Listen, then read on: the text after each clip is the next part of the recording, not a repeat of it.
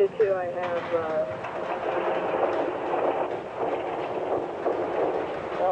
yes.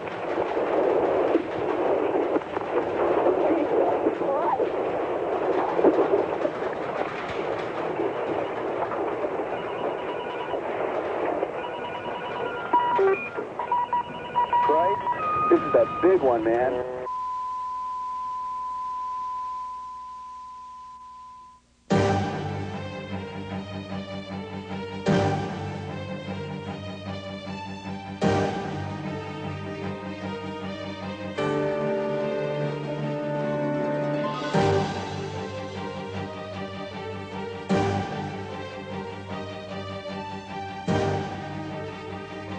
It lasted a little more than 30 seconds.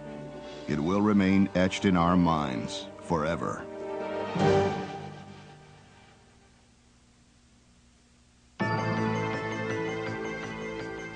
On January 17, 1994, at 4:31 a.m., Southern California was rudely awakened by a violent and thunderous temblor, measuring 6.7 on the Richter scale.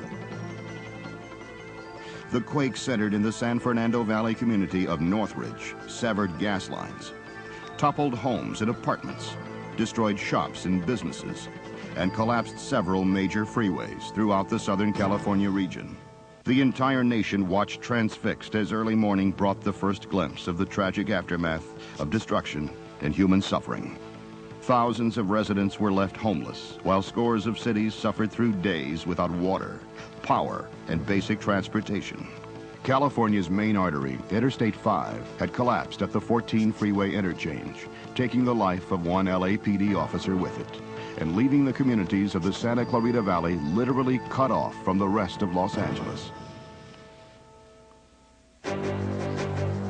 Fortunately for the city of Santa Clarita and its population of over 150,000, years of advanced planning and innumerable hours of training paid off incredibly well. We did a lot of training, information dissemination to the public about being prepared for 72 hours and be self-sustaining while government tends to gear up to be responsive.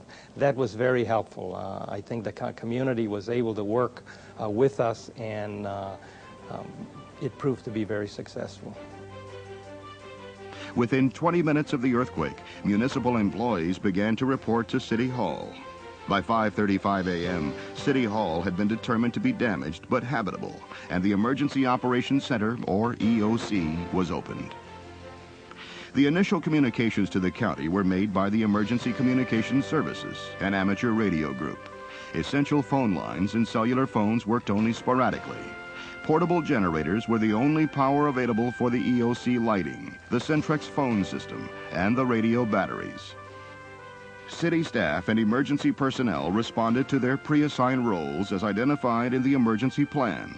It was the responsibility of many of these personnel to investigate the status of the city.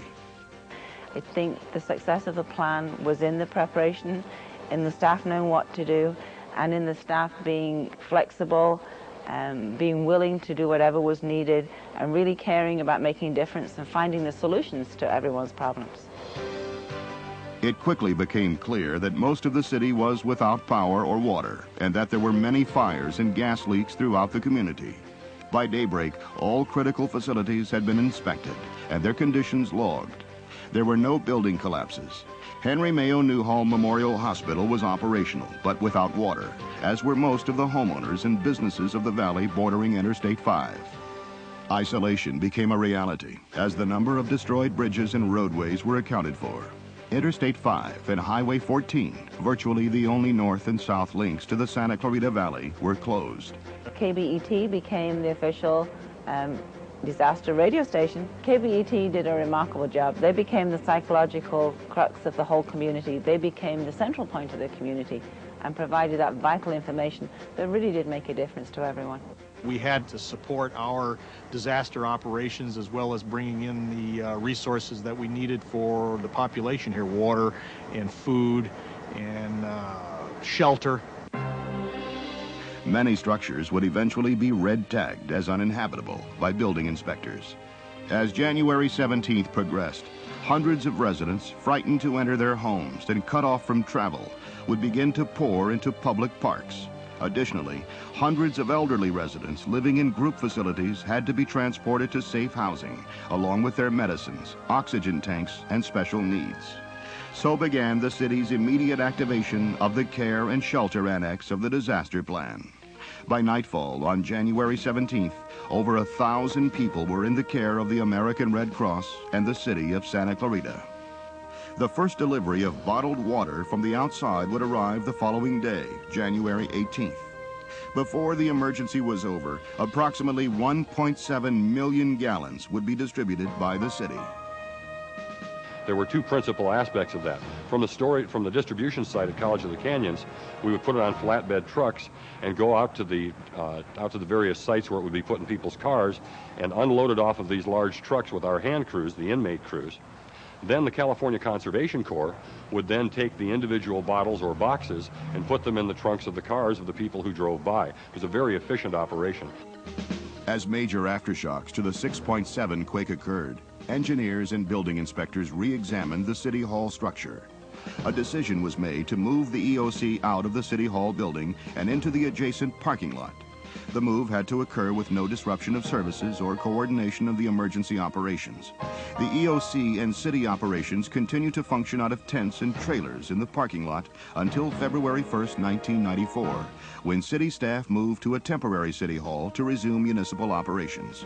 Eventually, it would be determined that City Hall had suffered major damage to the steel moment frame, with the repair costs in excess of $4.5 million. One thing that we did learn following the Northridge earthquake was that earthquakes really are survivable. With lots of planning and preparedness, which are simple steps that can be taken ahead of time, it truly does make a difference. Another thing that makes a difference is the building codes.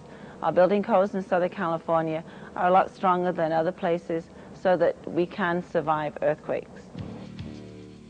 By midnight on January 17th, only 19 hours from the initial enormous quake, power had been restored to all but 1,400 homes in the community.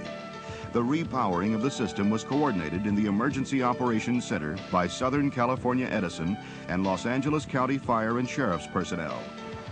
I think as a city, we are a lot better prepared to handle any kind of a disaster operation here, whether it be an earthquake or a fire or a flood or whatever it happens to be. Clearly, the years of planning and preparation for the disaster not only saved lives, but also vastly sped up the recovery process. The aftermath, we've removed 90,000 tons of debris from the streets. 97 or 99% of it has been recycled. I think the city's major accomplishment has been the fact that we found out how we could pull together and not pull apart. And I think the resilience of the community, the support, the feelings that existed between neighbors and neighborhoods. We became one community overnight.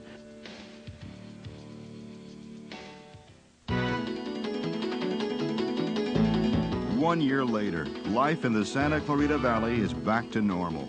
Thousands of homes and buildings have been repaired, as well as most of the roads and highways.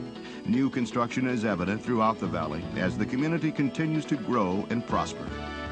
Area business leaders are excited about the increasingly healthy economy and substantial growth in many sectors, including manufacturing and retail.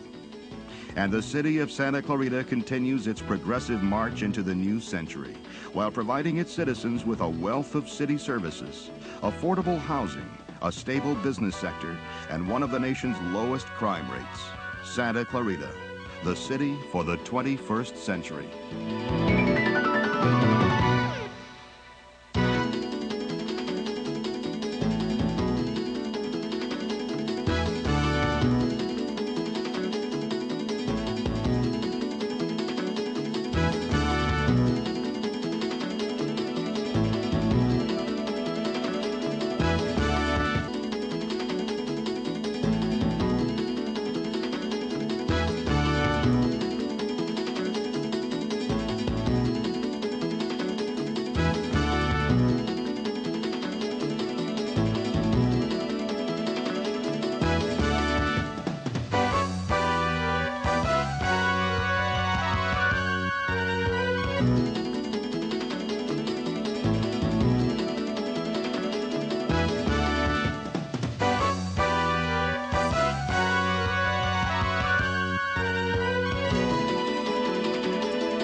Canyon.